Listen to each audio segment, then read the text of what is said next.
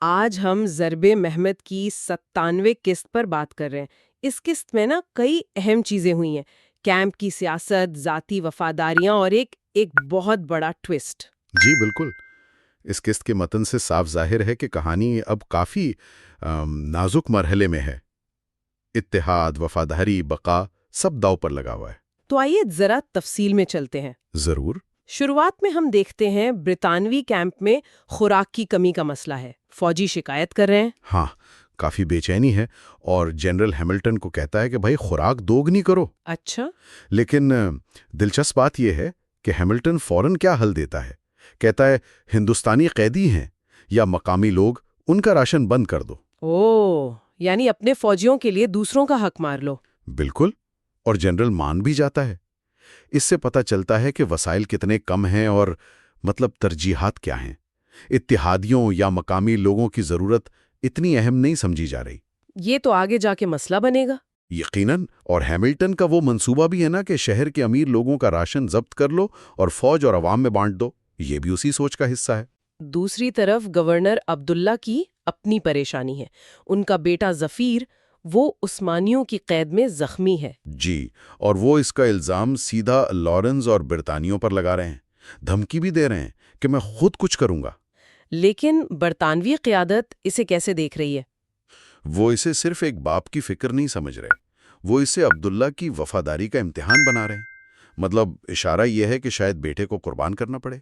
یہ تو بہت ہی مشکل صورتحال ہے۔ بہت سادہ، اور اسی مایوسی میں وہ پھر نزار سے مدد مانگتے، خفیہ طور پر۔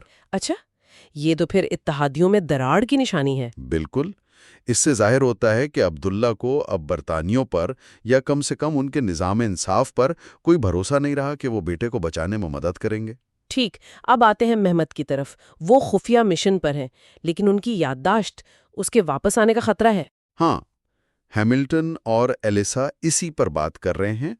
ایلیسا پریشان ہے، لیکن ہیملٹن وہ اس خطرے کو زیادہ اہمیت نہیں دے رہا۔ وہ کہہ رہا ہے کہ مشن چلتا رہے۔ جی، کہتا ہے کہ محمد کو واپس بلایا تو شک ہو جائے گا۔ وہ تو الٹا محمد کو دھمکی دیتا ہے کہ اگر یادداشت واپس آئی اور تم نے کچھ گڑبڑ کی تو انجام بہت برا ہوگا۔ تو یہ ضرورت ہے یا حد سے زیادہ اعتماد؟ شاید دونوں۔ وہ جانتا ہے کہ خطرہ ہے، لیکن آپریشن کی کامیابی اس کے لیے زیادہ اہم ہے۔ اس سے پتہ چلتا ہے کہ ان کرداروں پر دباؤ کتنا شدید ہے۔ اچھا، اب دوسری طرف چلتے ہیں۔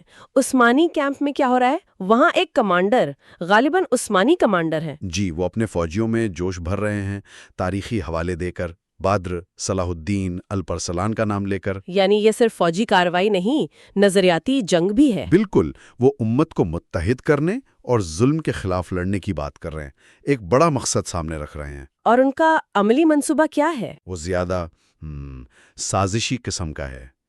یعقوب نامی شخص کو حکم دیا گیا ہے کہ راشن گودام کی چابیاں چرائیں۔ چابیاں چرا کر؟ کیوں؟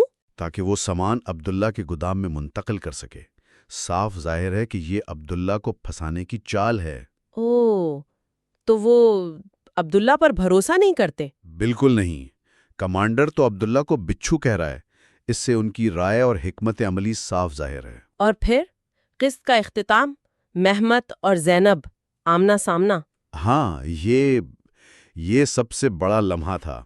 جیسے ہی محمد زینب کو دیکھتا ہے نا، اس کی یادداشت پوری طرح واپس آ جاتی ہے۔ سب کچھ یاد آ جاتا ہے، زینب، ان کی محبت، اپنا ماضی، سب کچھ۔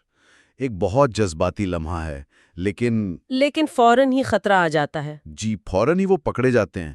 محمد پاگلوں کی طرح زینب کو بچانے کی کوشش کرتا ہے۔ اور پکڑنے والا وہ طنز کر رہا ہے۔ ہاں، وہ ان کی حالت کا مذاق اڑا رہا ہے، خاص طور پر محمد کا، کہ کل تک دشمن کا ساتھی تھا، آج عاشق بن کر بچانے نکلا ہے۔ یہ محمد کی پوری کہانی کی تلخی کو ایک دم سامنے لے آتا ہے۔ تو خلاصہ یہ ہے کہ یہ قسط ہمیں ایک ایسے موڑ پر لے آئی ہے جہاں ذاتی وفاداریاں، جنگی چالیں، اتحادوں کے تضاد اور محمد کی یادداشت کی واپسی سب آپس میں ٹکرا رہے ہیں۔ جی، صورتحال بہت غیر یقینی ہے۔